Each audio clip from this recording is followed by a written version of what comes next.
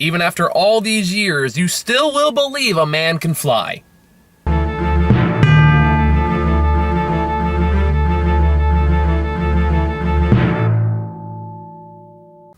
Hey guys, back again this week. This is a pretty slow week, so I don't know how much content I'm going to get out this week. But this was playing for one last night here at the Fathom events. So sadly, if you're watching this now, it means you can no longer see it in theaters. But I want to talk about this anyway, because it is such a classic movie that may shock many of you I have not actually seen up till now. So this is a retro review of the original Superman movie, not Superman 2. I've seen that one, but I haven't seen Superman 1 up to this point for some reason. And yeah, this is the 40th anniversary apparently. They're playing for one more night in theaters, so I decided to go check it out. And yeah, you know what? It's still really damn good. I'm actually kind of surprised, because again, I didn't watch this growing up. I have never seen it, but I've heard a lot about it, that I feel like I pretty much saw it. This is the first time I've actually watched it beginning to end, and you know what? It still holds up really damn well. Not all of it. Not all of it. I mean, the obvious stuff you think wouldn't hold up in this movie doesn't really hold up very well, but it makes up for it in so many other ways that you don't really care all that much. And I'll go into reasons why in a bit. Just general thoughts. Like, this movie, especially watch this now, after watching, like, I hate to be that guy that's gonna have to bring up Man of Steel and Batman vs. Superman. I feel like at this point you can't talk about this movie without bringing that up, or at least if you're in my circles, you can't help it. But this movie really does show why those movies failed, in that Man of Steel and Batman vs. Superman were trying so hard to not be this movie that they never really made identity for themselves. This one has so much identity, so much personality, so much charm, and it captures everything you want in a Superman movie, in a good Superman movie, and it does kind of make sense why no one's ever really topped this, because it kind of feels like they nailed on the first go.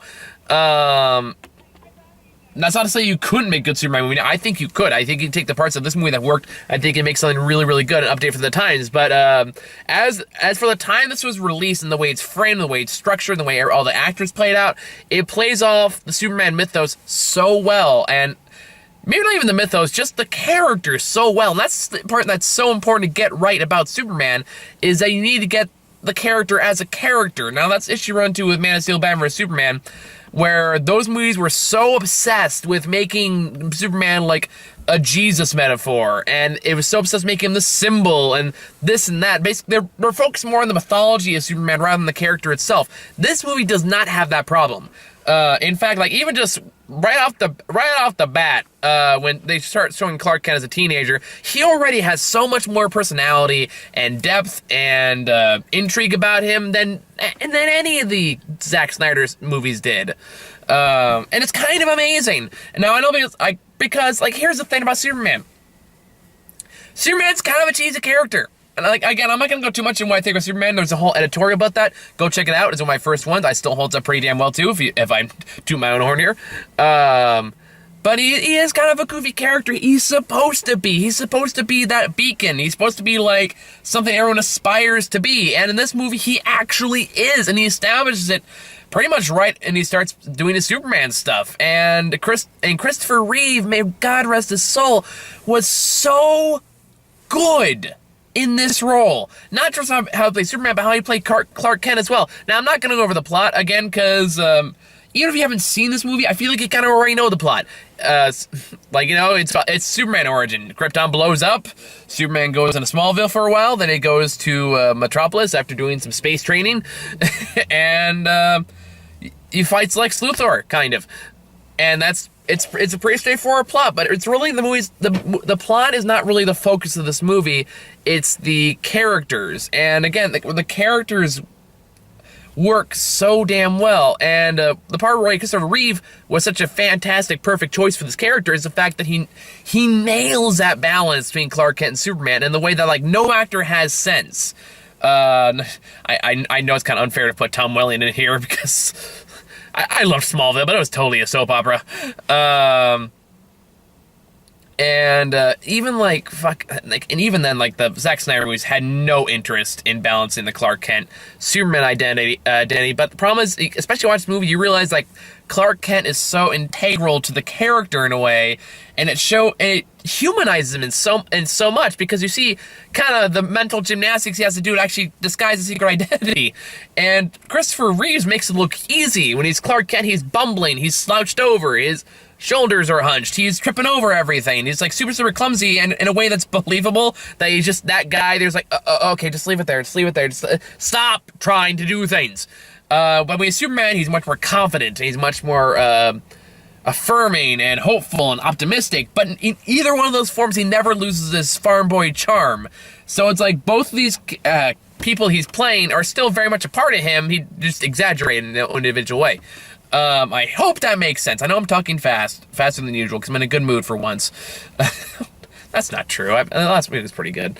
What was I saying, though? Right, Clark Kent. But yeah, it's not just Clark Kent, though. Like, Lois Lane is fantastic in this movie, except for one scene, which I'll talk about. Which the scene I'm talking about, I'm just gonna say it right, it's the flying scene. It's like so perfect up until a certain point. You probably know what I'm talking about if you've seen it. And I kind of knew the scene was coming up going into it, so I was kind of like, oh boy, here we go. And then it came out, I was like, yeah, that fucking killed it. But anyway. But no, she has this perfect blend of sincereness and cynicism. And she plays again with such a perfect balance that if she went even like a hair over one more in one more direction, it wouldn't have been believable. But she plays it perfectly as a Lois Lane that has been, like, feel like she's been through the world and experienced the world, but still kind of wants to believe that something better comes along, but she's just skeptical about it. And when she meets Superman, the way they bounce off each other is so damn good.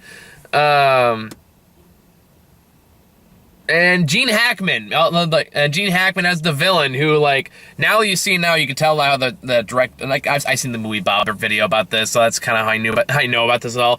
But it's kind of interesting seeing Gene Hackman as Lex Luthor paired pretty deliberately as as polar opposite to Superman as he possibly can, because he also has a fortress, he also has a woman hanging around, he also has kind of a quirky sidekick, in the case, like, I forget the doofus guy, who kind of got on my nerves, I'm not gonna lie. But anyway, and Gene Hackman, when he actually, like, I'm not gonna lie, if all the scenes I kind of had trouble getting through, it was the Gene Hackman scenes, mostly because, like, they gave him the bumbling sidekick, which I get why he was there, but he was so annoying, and I just don't know why Lex Luthor would keep him around, like, at all, and especially the part where, like, they're trying to get the missile, it's so kind of buffoonish. I was kind of like, okay, guys, let's pick up the pace a bit here. But when he's actually, like, side by side with Lex Luthor, with Superman, they're actually going back and forth. Again, it just works so goddamn well, and Gene Hackman plays such a great Lex Luthor when he's not working around bumbling idiots.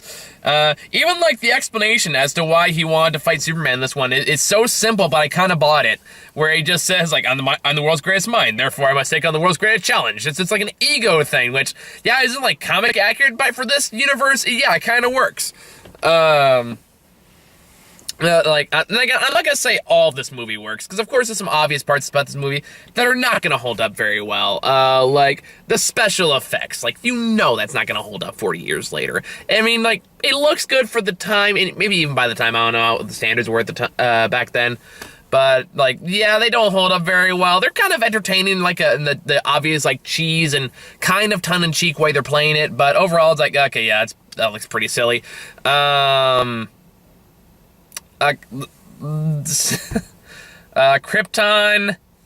doesn't really hold up very well in my opinion. I could be, like, not necessarily the design, like, of the planet itself or anything like that. I mean, because I don't expect, like, live utopias back 40 years ago. But just, like, the way that scene just kind of goes on, and like, Marlon Brando, of course, was a legendary actor, but I think it's around the time we kind of stopped giving a crap. So, and it's not saying it's a bad performance, but it's definitely the most. This is the part where I almost fell asleep through at one point, until they get to Earth. Then I woke back up again, but I'm not gonna lie, there were a lot of the Krypton sequences I was kind of nodding off. I guess it doesn't help that the space jail hula hoops were kind of just making me a little sleepy. As they're just going round and around and around. Yeah, we do spend a surprising amount of time. This is like over 2 hour movie, I think, on Krypton, and that was part was kind of like, okay, we can wrap this up. Kind of the same with Man of Steel. And I get why it's there, but it's kind of like, oh god, this is kind of boring. But once we get to Earth, though, and you introduce Mom and Pa Kent, I wish they were in this movie more, quite frankly, because Mom and Pa Kent are really good, especially Pa Kent. And of course, I don't know if I could spoil a 40-year-old movie, but Pa Kent dies pretty early on in the movie, which is kind of a shame, because he works really well off Clark Kent in the movie, and I would have liked to see more of him, but for the brief time he's on screen, you immediately get their connection. That goes for every character in this movie. You immediately get their connections. They're instantly formed. Everyone works well off each other. There's there's almost no bad acting. Let's be clear. But yeah, as far as stuff that don't age well, for me at least, the Krypton scene definitely among them. The other one is the flying scene where Superman is flying around with Lois Lane. Now, to be fair, I am not shitting on this scene in its entirety. Through 3/4 of it are fantastic, and they are nearly perfect. Nearly. Until we get to the goddamn voiceover, which feels like, I forget the actress's name, whoever played Lois Lane just was kind of sleepwalking through it.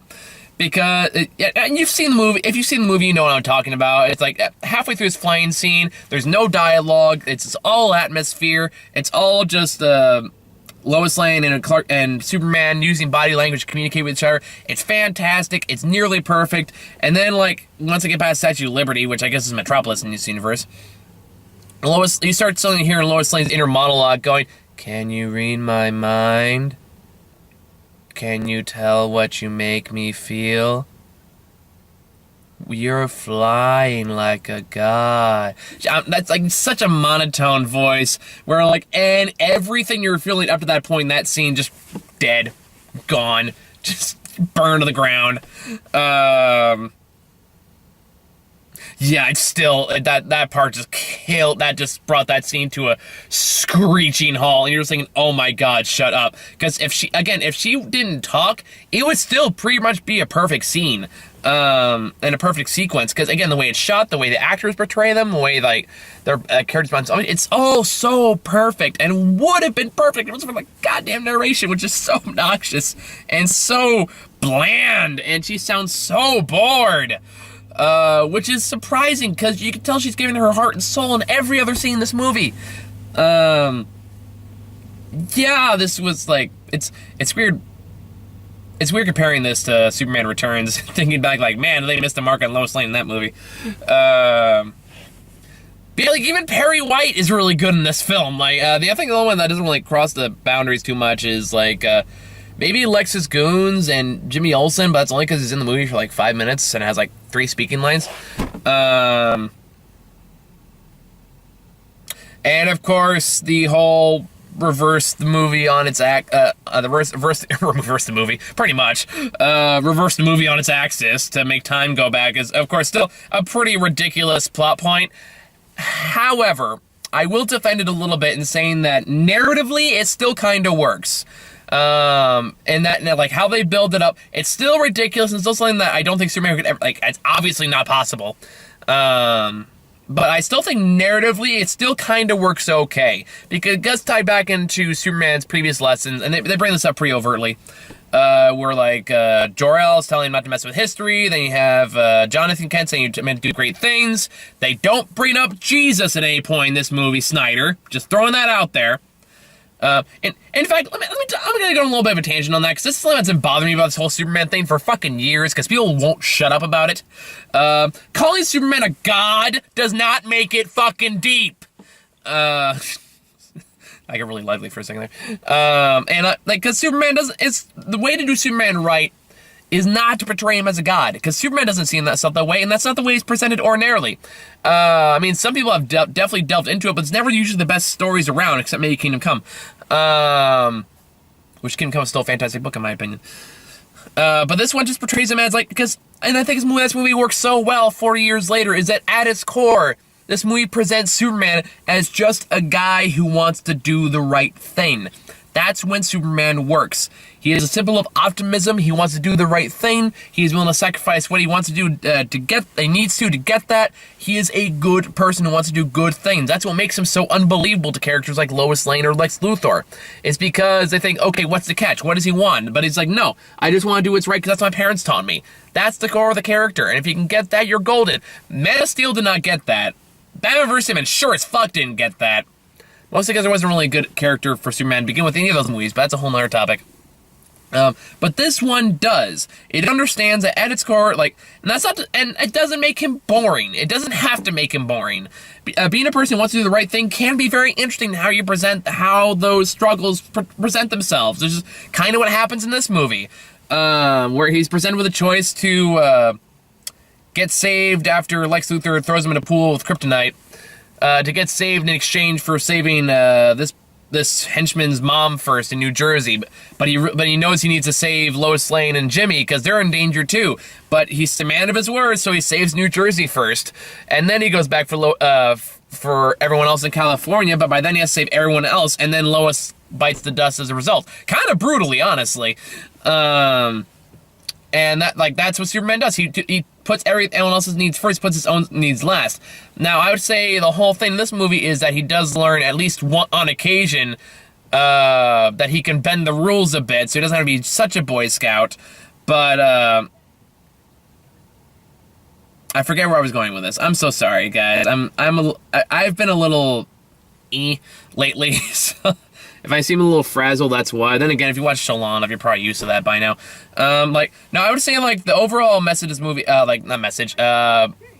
growth of Superman as a character in this movie is still pretty solid in that, while you definitely shouldn't do on the regular, it's okay to bend the rules once or twice as if it results in the right thing, which in this case would be saving Lois Lane.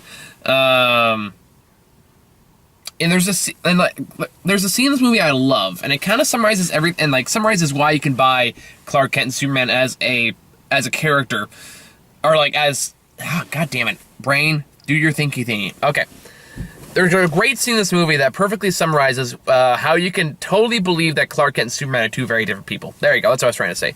And again, most of it's done without dialogue. Honestly, some of the best scenes in the movie are done completely without dialogue. And that's when, after the flying scene I mentioned earlier with Lois Lane, Superman shows back up as Clark Kent, knocking on the door to take Lois on a date. And Lois goes into the bathroom to, like, freshen up for a bit. And there's a moment when Clark considers telling Lois that he's Superman. And then he takes the glasses off, he stands up straighter, like, his total, like, body posture and mannerisms change completely, and then he chickens out when she comes back out, and he immediately resumes the hunch. Right there, you establish like what he wants to do, how he hides his identity, and now he's able to switch to it like in a heartbeat. And that's why he's so good at maintaining his secret identity. It's a simple scene. It doesn't require any dialogue, and it works. It tells you everything you need to do. It is everything you need to know. It is great visual storytelling. This movie has excellent visual storytelling. Overall, even 40 years later, even though some of the effects don't hold up, the visual storytelling holds up phenomenally. Lois Lane as a character holds up phenomenally, and I can't believe it's taken this. I still can't believe we haven't gotten an actress to like nail this in live action form in over 40 years. Same goes for Superman, quite frankly. I mean, I like Brandon Routh fine, but he did not get that balance well. God, man. This movie was lightning in a bottle. The more I'm talking about, the more I'm kind of realizing just how lucky we were to get this movie right on the first try. And it's amazing how it's still amazing how much it holds up. Now, again, like I said, I'm not going to watch for the action or anything like that, but for everything it need to nail the character Superman. It need to nail its world. It need to nail that Superman was just trying to bring some positivity in the world. It nails those things. It perfectly nails him as the big blue Boy Scout, but he's still human. He doesn't feel like a caricature. He still feels like a person through and through, and he presents that openly to the world, and it works perfectly. Everything about Superman as a character works wonderfully for the time it came out and the world it presents in the film. Superman is pretty much perfect. Not in him as a character, but in how he's portrayed. And I think that was a remarkable achievement back then. And it's still a remarkable achievement because 40 years later, we haven't been able to do it again. Which is kind of weird, isn't it? I'm not counting the cartoons. Now, like, I guess you'd have to talk about, like, how you would do this again today. Now, I don't think you can do this kind of Superman today. I don't think it would work. Like, the cheesiness worked 40 years ago, and it's in this movie in a way that's really endearing. It works for the atmosphere and the world it creates. I don't think you can get away with that now, at least not with today's audiences. But I still think you can make this Superman who's just a man who wants to do the right thing. I still think you can make that work. In fact, I'm working on a script to discuss how I would do it.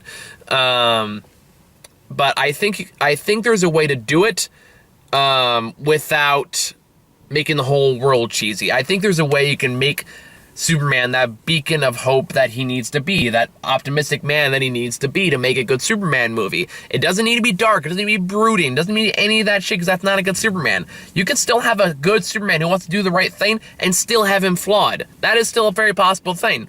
Now, this movie definitely taps into that. And there's a reason this movie's still kind of seen as, like, the benchmark of, like, how Superman should be portrayed in film. And why Zack Snyder worked so hard to separate himself from that image. Because he wanted, like, hey, this isn't your father Superman, okay? Promise he never really made an actual Superman. Anyway, I know I'm kind of jumping all over the place here, guys. I'm sorry if it's a little disjointed. My overall point is, 40 years later, this movie's still great. It's not perfect. But it still holds up really well overall. So I think it's all I really have to say about this, guys. Yeah, I think that's all I got. So this is a pretty slow week movie-wise. There's really not a whole lot out right now. So I think we're probably, like, I think the only one I really have on my list is, like, The Possession of something, some kind of ghost movie. Or Possession movie. Other than that, there's really not a whole lot else. So I'll probably try to catch up on a couple of projects later this week. I got a few stacked up. And I know the new Captain Marvel just dropped tonight, so I'll probably do a very right or very wrong episode about that. And yeah, thank you guys for watching. See you all later.